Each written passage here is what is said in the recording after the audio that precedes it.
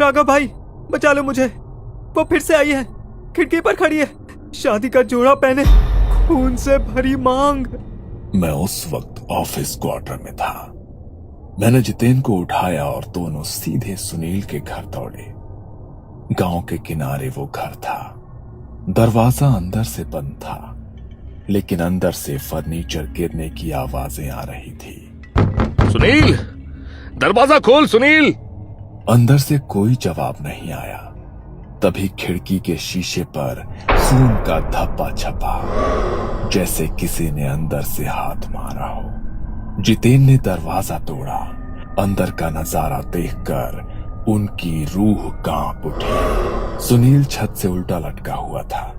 उसकी गर्दन पर शादी के जोड़े का लाल दुपट्टा बंधा था और दीवार पर बड़े बड़े अक्षरों में खून से लिखा था, मैं वापस आऊंगी। राघव के शब्द गले में अटक गए।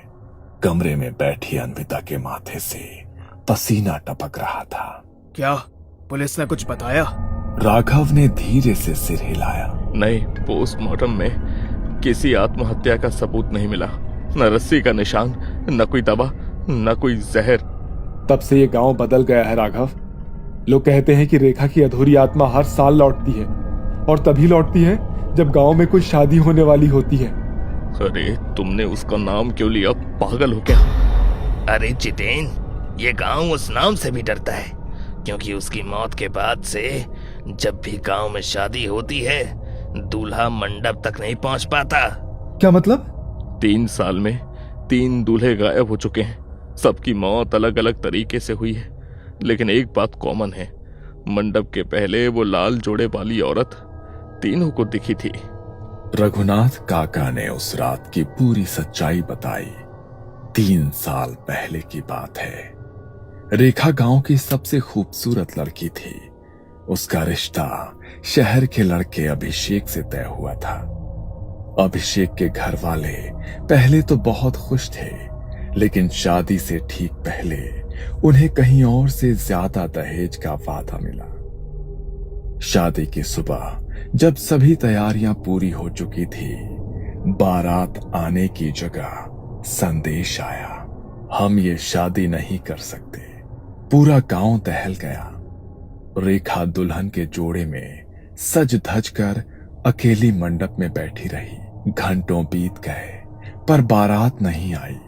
लोग ताने मारने लगे। देखा, इसे सबको ठुकराने का शौक था। लड़की कितनी भी सुंदर हो, अगर किस्मत खराब हो तो सब व्यर्थ है। रेखा का दिल चूर चूर हो गया। उसके बाद गांव के लोगों ने उसे चैन से जीने नहीं दिया। लड़के मंडली में बैठकर उसका मजाक उड़ाते। अरे रेखा, अकेली कहाँ घूम रही है? चल मैं तुझे घुमाता हूँ, मेरी गाड़ी में बैठ जा। कुछ लोग उस पर गंदी नजर डालते। अब तो कोई तुझे अपनाएगा भी नहीं, किसी काम की ही नहीं रही। पर तू चाहे तो मैं तुझे रख लेता हूँ, तू मेरे काम की चीज है। गांव की औरतें भी उसे ताने देते। जब वो रास्ते से गुजरती तो कुछ कहते, हे भगवान, सुबह सुबह ये कलमुही क्यों दिख गई? अब पूरा दिन खराब हो गया। ये वाक्य उसके कानों में रोज गूंजता। परिवार का सहारा भी नहीं मिला। बाप शराब में डूब गया। माँ बीमार होकर बिस्तर पर पड़ गई। भाई गांव से बाहर जाकर काम करने लगा और धीरे धीरे घर आना बंद कर दिया। रेखा अकेली पड़ गई। गांव के लोग उसे अपशगुनी कहने लगे।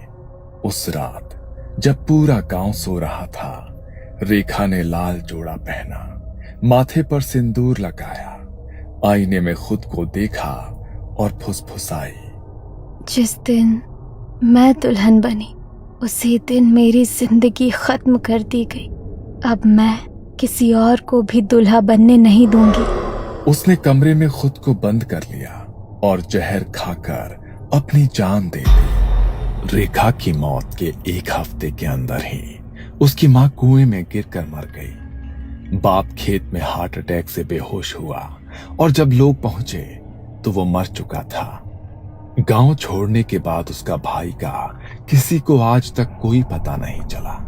अभिषेक ने दूसरी लड़की से शादी कर ली थी, लेकिन शादी के 2 महीने बाद उसकी पत्नी घर की छत से फिसलकर गिरकर मर गई। अभिषेक के माँ बाप का कार एक्सीडेंट हो गया, उसी में उनकी मौत हो गई। अभिषेक खुद तीसरे महीने गांव लौटते समय लापता हो गया।